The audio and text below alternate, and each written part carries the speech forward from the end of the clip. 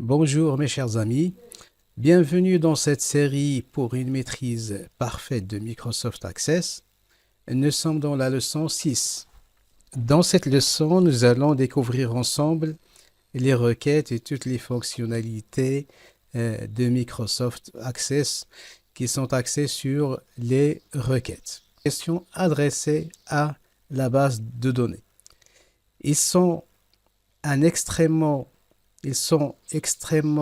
puissants dans la mesure où vous pouvez récupérer les données que vous souhaitez et selon la forme que vous souhaitez aussi. Donc, dans cette leçon, nous allons voir comment utiliser les requêtes, comment ouvrir les requêtes en mode feuille et en mode création.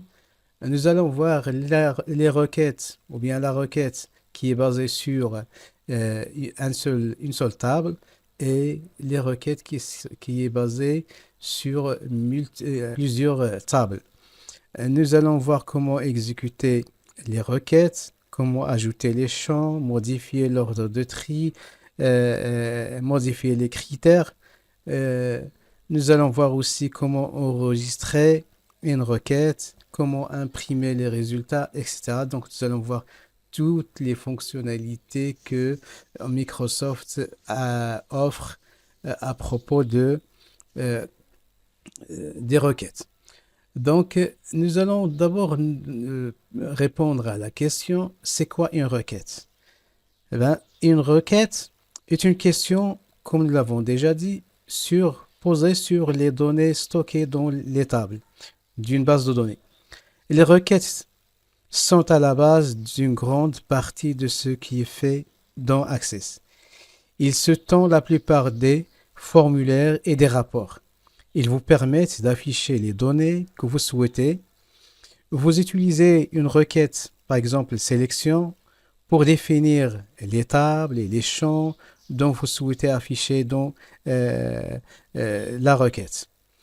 Une requête est une sélection de plusieurs champs selon des critères que vous spécifiez. La requête ne modifie aucunement les données, malgré le fait que parfois nous pouvons avoir ce qu'on appelle une requête de modification ou bien de mise à jour. Un exemple est une requête, par exemple, qui vous permet d'afficher les clients qui ont passé des commandes au cours du mois passé. Vous pouvez utiliser des requêtes sélection plus avancées pour synthétiser des données, fournir les résultats de calcul ou afficher certaines données selon certains critères. Vous pouvez utiliser des requêtes d'action pour ajouter ou modifier ou supprimer les données en fonction de certains critères. Mais cette leçon, nous allons voir essentiellement les requêtes de sélection.